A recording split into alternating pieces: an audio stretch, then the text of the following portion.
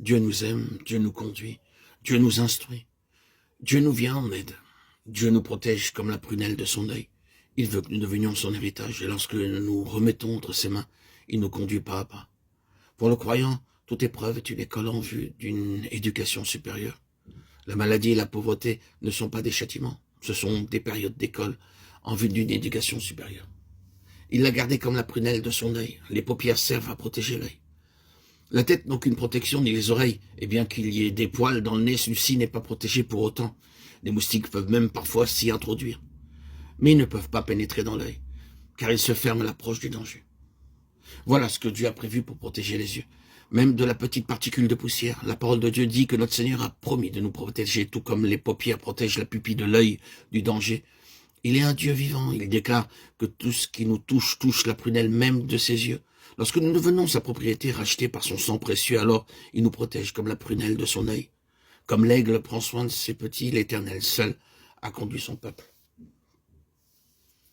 Pareil à l'aigle qui éveille sa couvée, voltille sur ses petits, déploie ses ailes, les prend, les porte sur ses plumes, l'Éternel seul a conduit son peuple.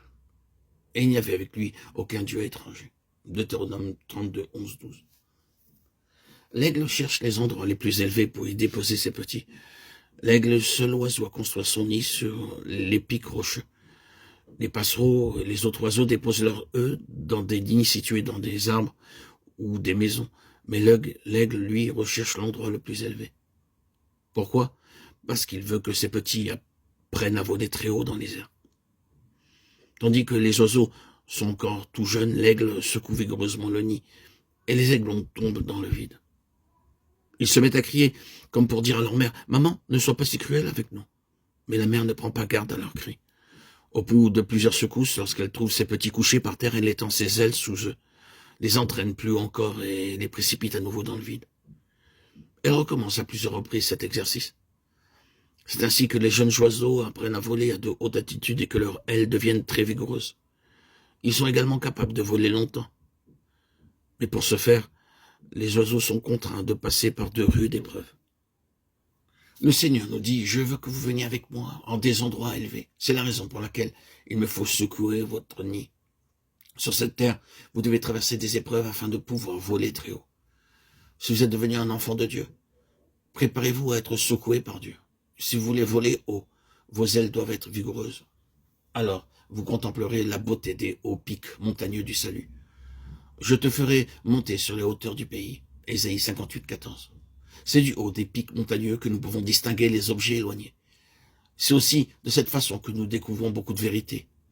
Nous voyons dans la parole de Dieu de nombreux serviteurs de Dieu établis en des endroits élevés. Abraham a connu sa dernière épreuve 2 fois sur le mont Moria. Dieu lui est apparu 10 fois et lors de sa dernière épreuve, il est sorti en vainqueur comme un véritable homme de foi. C'est ce qui l'a rendu juste devant Dieu. C'est là qu'il a compris la pleine signification de la résurrection et qu'il y a cru même au prix du sacrifice d'Isaac, car il savait que Dieu était capable de le ressusciter.